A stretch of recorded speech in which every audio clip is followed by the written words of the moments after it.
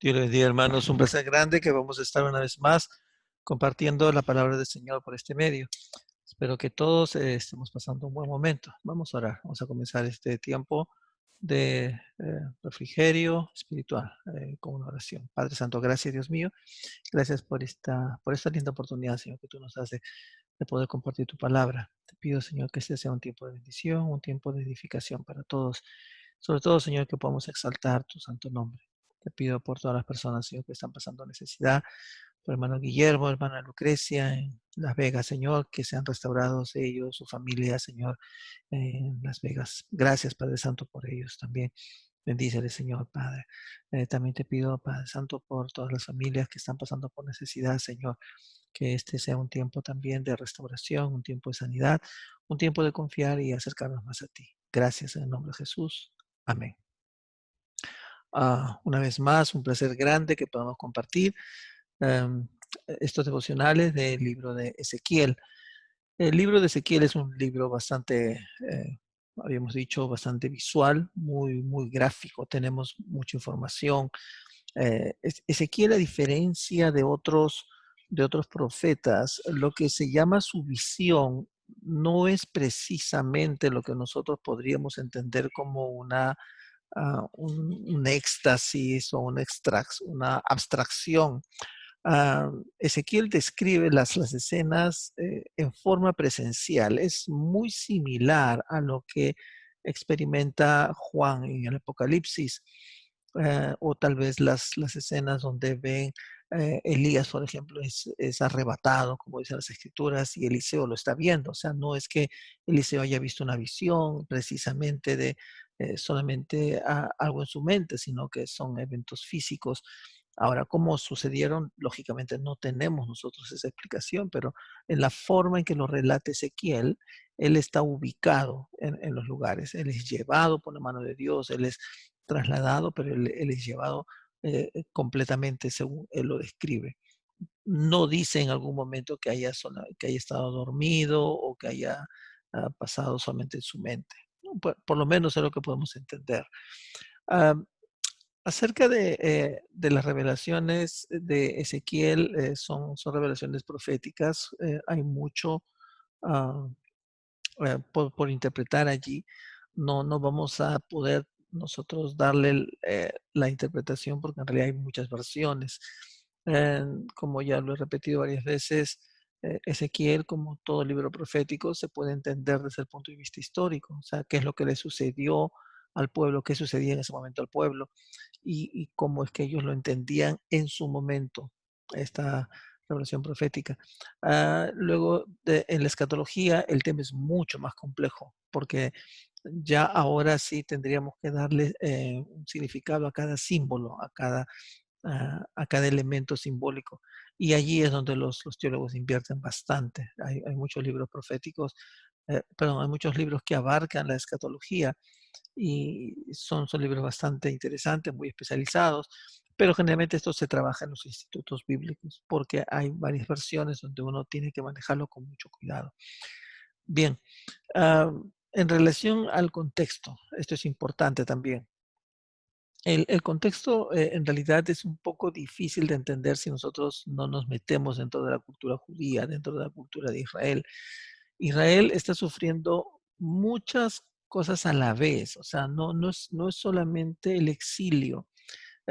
Otro problema que también está sufriendo Israel es su falta de identidad. Al ser llevados afuera, es cierto que ellos se hacían llamar judíos, pero en realidad ellos venían de un pueblo más grande que era Israel. Entonces, Israel ha sido fraccionado. Imagínense ustedes, es un país que ha sido fraccionado y dentro de su fraccionamiento han perdido mucha fidelidad a lo que ellos tenían antiguamente, por ejemplo, eh, al, al templo, a sus líderes, ¿no? A sus patriarcas. Entonces, hay bastante división. Casi podríamos decir que han quedado acéfalos, o sea, sin un líder visual, han quedado sin un código de comportamiento que esté visibles. Ellos están siguiendo más que todo por las tradiciones que se han ido creando en el momento. Es bastante triste es bastante triste. Casi podríamos decir que es una sociedad paria, o sea, que no tiene un lugar o una persona a donde asociarse. Es bastante triste eso. Entonces, uno de los planes que tiene el Señor justamente es de restaurar el, el pueblo de Israel como unidad y también como forma de comportamiento. Ok, otro dato acerca del capítulo 37, que es el que vamos a trabajar el día de hoy, es el famoso, que tiene título todavía ese párrafo, que se llama El Valle de los Huesos Secos. Otro tema interesante es que realmente en las guerras de esa época, eh, cuando sucedían las guerras, ellos buscaban un lugar, casi como decir lo que ahora nosotros tenemos un ring donde pelean dos boxeadores, bueno, o dos luchadores, ellos también buscaban lugares en donde pelear abiertos, donde se enfrentaban entre dos grupos, ¿no? Podríamos decir dos países, dos reinos. Entonces, esos valles justamente eran lugares amplios donde ellos sabían que ahí podían medir sus fuerzas. Una vez que morían, si la matanza era muy grande, lógicamente ya no podían llevar a sus muertos. Esto es cuando quedaban, podemos decir, grandes batallas, los restos de las grandes batallas.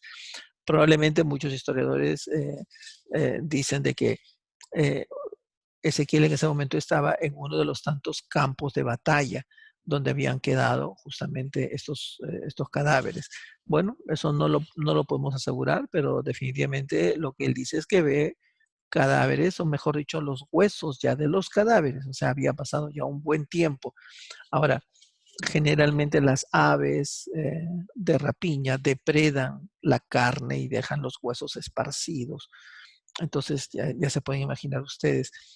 Quiero que pongamos un paralelo. De repente estaba leyendo las noticias, por ejemplo, que dentro de los inmigrantes que llegan a los Estados Unidos, hay muchos de ellos que nunca se va a saber dónde quedaron, porque al momento que fallecen, algunos que cruzan la frontera entre Estados Unidos y México, al momento que fallecen, ellos quedan, los cuerpos quedan allí, pero las aves, los animales silvestres inmediatamente se los consumen, o sea, consumen sus cuerpos. Entonces, en algunas estadísticas calculan que son miles los que desaparecen.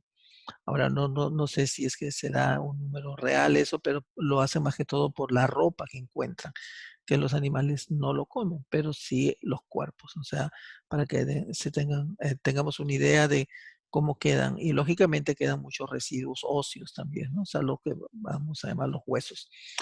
Bien, este es un tema bastante difícil, yo sé que a muchos nos puede tocar esto, nos puede ser incómodo, pero es parte también de las escrituras. Otro tema interesante que es acerca de los eventos proféticos que nos habla Ezequiel, muchos de ellos ya han sido cumplidos. Uno de ellos es el más sencillo, es la restauración de Israel. O sea, Israel ya es una nación, eso ya está cumplido, ya no hay mucho ahí que buscarle, o sea, ya fue. Luego, la reunificación de Israel también ya está cumplido, o sea, al momento que se ha restaurado, a que sea restaurado no solamente eh, como nación, sino que los dos, tanto Judá como Israel, o sea, que antes era Samaria, ha quedado unificado. Eso es también interesante. Por lo menos administrativamente se conoce de un solo gobierno, no hay dos o más. Luego, otro tema que es importante es que Israel, al momento que ha sido restaurado, no depende de otro país. O sea, justamente algo que estaba dentro de las profecías, o sea, que iba a ser una nación independiente. Eso está bastante interesante. Tal vez la parte que es más, podríamos decir, puntual, la que sí es algo interesantísimo, o sea, que puede llamarnos mucho la atención, es que dentro de un pueblo de Israel unificado, restaurado, independiente, también vemos algo interesante, que hay un movimiento muy importante, muy significativo, ya dejó de ser una cosa aislada, que viene a ser el movimiento mesiánico dentro de Israel.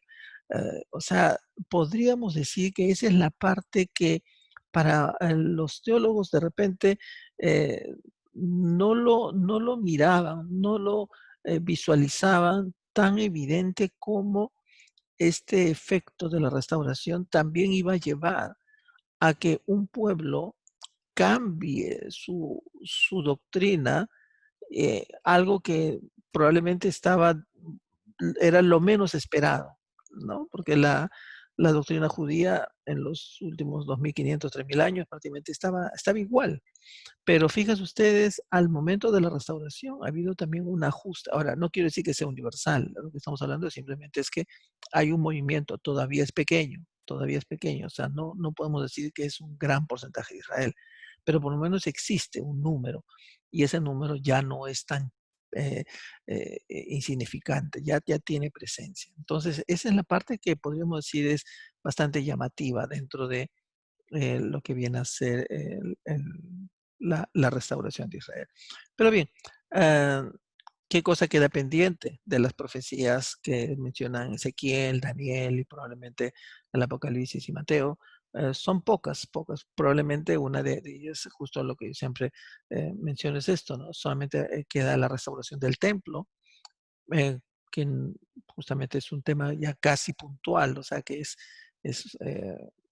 cuestión de horas, entre comillas, para que eso pueda hacerse. La venida de Cristo, que técnicamente ya está ya en su momento, o sea, puede hacerse en cualquier momento, y la resurrección de los justos, que justamente es el que hace match, el que se compatibiliza con la venida de Cristo. Entonces, si hablamos proféticamente, queda muy poco por cumplirse, por no decir que ya estamos casi ya en todo el cumplimiento final. Bien, eso es interesantísimo. Pero lo que yo siempre les digo, bueno, ¿cuál es nuestro interés de los emocionales? Es más que todo nosotros buscamos hacer la parte reflexiva. O sea, ¿qué cosa es lo que nos dice el Señor para mí y para ti? O sea, que estamos escuchando ahora mismo. Entonces, en esta parte sí, quiero un poco regresar a nosotros. ¿Cuál es nuestro rol? ¿Cuál es nuestra parte? Y eso quiero que veamos.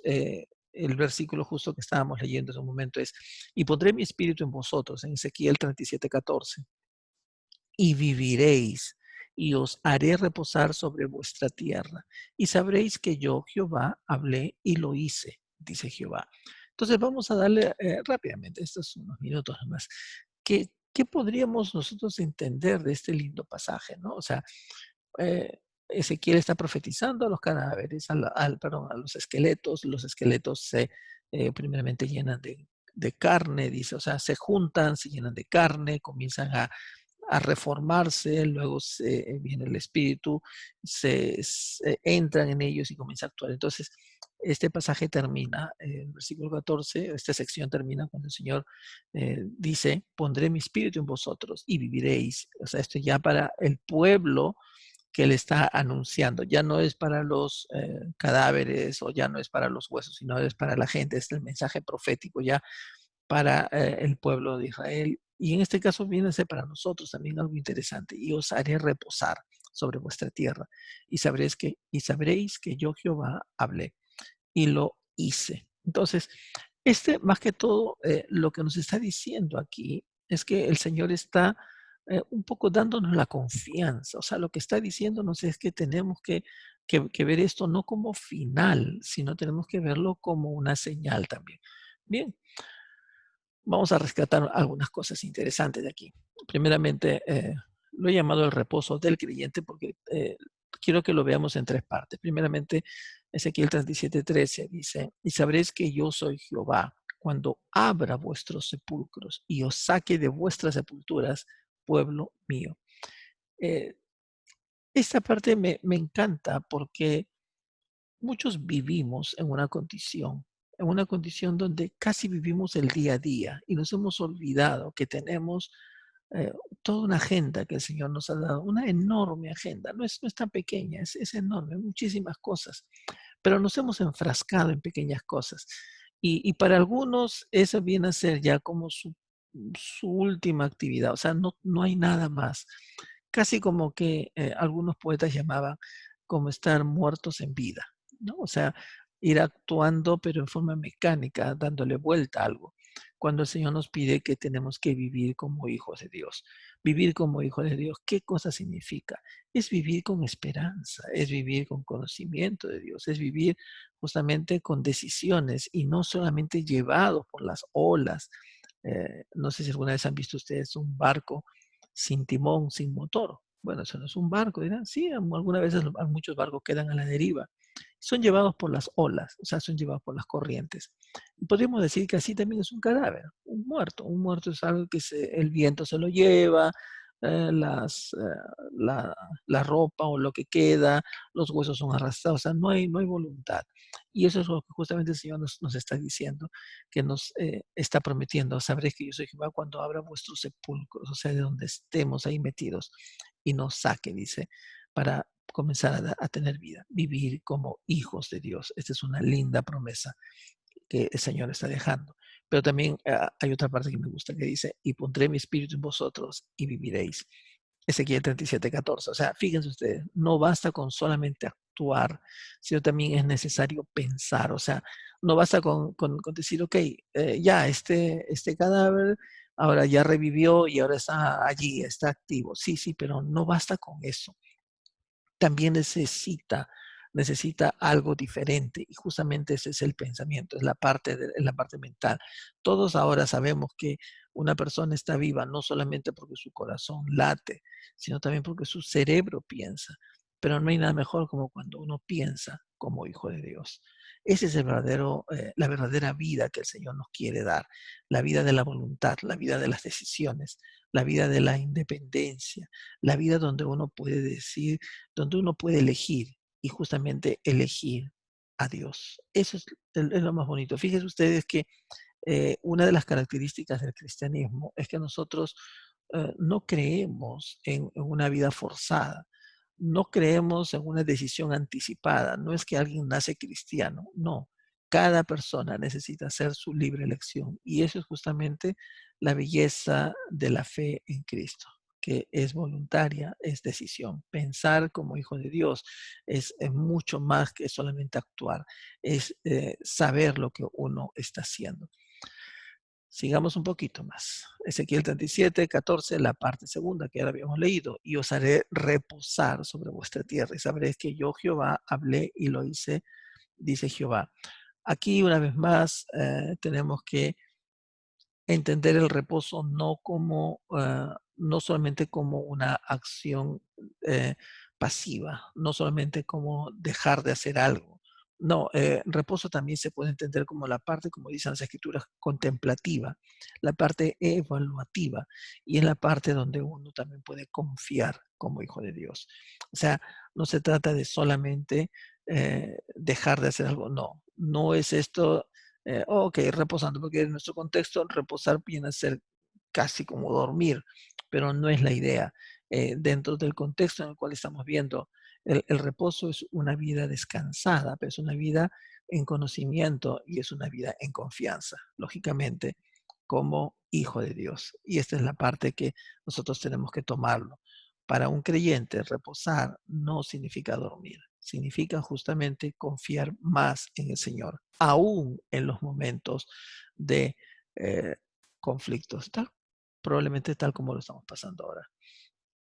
Vamos a hacer un pequeño resumen, como lo solemos hacer en cada reunión, en cada sesión. ¿Cómo empezar a vivir el reino de Dios? O sea, este reposo es vivir en el reino de Dios. Recuerda, el Señor Jesucristo hacía mucho énfasis que él decía: mi carga no es como la carga del mundo, mi carga es ligera.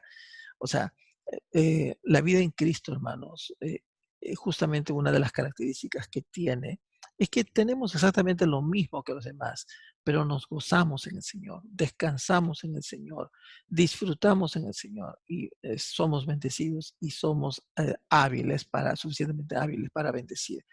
Entonces, tres cosas importantes que nos deja este pasaje. Fíjense ustedes, recordando Hebreos 4 del 8 al 10, recordando, o sea, un poco qué es lo que nos dice allí. También dice: porque si Josué les hubiera dado el reposo, no hablaría después de otro día.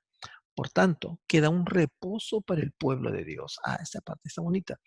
Porque el que ha entrado en su reposo también ha reposado en sus obras, como Dios de las suyas. Miren ustedes, ahora estamos hablando justamente de la parte contemplativa. Vamos a ver entonces tres cosas importantes que nos deja este pasaje de Ezequiel: el reposo del reino de Dios, el reposo del Hijo de Dios. En el reino de Dios es primeramente vivir en el plan de Dios. Y eso es donde exige justamente que comencemos a tener una vida activa dentro del pueblo de Dios, meditar en la palabra de Dios.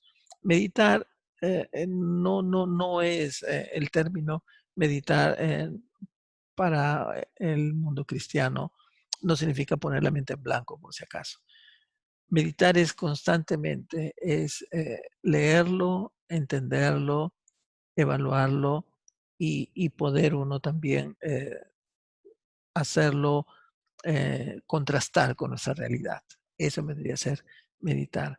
Y confiar, que ya lo hemos dicho, en el poder de Dios.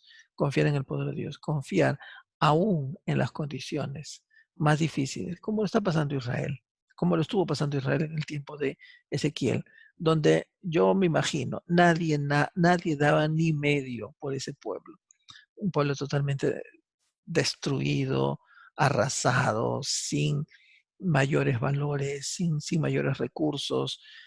Sin embargo, el Señor cumple con su promesa de restaurarlo. 2500 años después se cumple. Pero acuérdense bien, eso no es el final.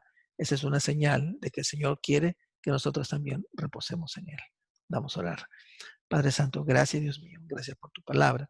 Te pido, Señor, que nos hables a cada uno, que tú toques nuestros corazones, que tú toques, Señor, nuestra mente y que este, Señor, sea una palabra que nos permita regresar una vez más a las escrituras y regresar, Señor, a la fe, regresar, Señor, a la confianza que nosotros debemos tener en ti. Gracias, Señor, en el nombre de Jesús.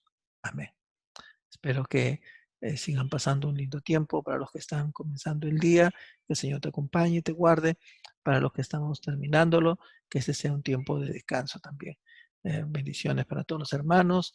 Les animo a que siempre se enrolen en estudios bíblicos y a los, hablen con los pastores definitivamente, y a los pastores y líderes, que el Señor los siga utilizando. Dios te bendiga. Bye.